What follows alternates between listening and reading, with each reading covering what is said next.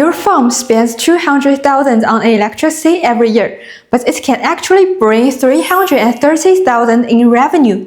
Want to know how? A large farm consumes 1.8 million kilowatt-hours annually, costing over $200,000. Solar and storage system, 2 MW and 4 MWh, investment $1 million. Annual revenue $330,000, payback in just 3 years, profit every year thereafter. Daytime solar power first supplied loads, excess stored in battery for night use, solar and battery fully cover farm demand.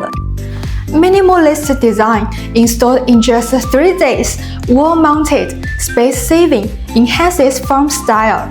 Can build solar cottages or solar livestock rooms, attracting visitors, generating extra revenue, boosting farm popularity.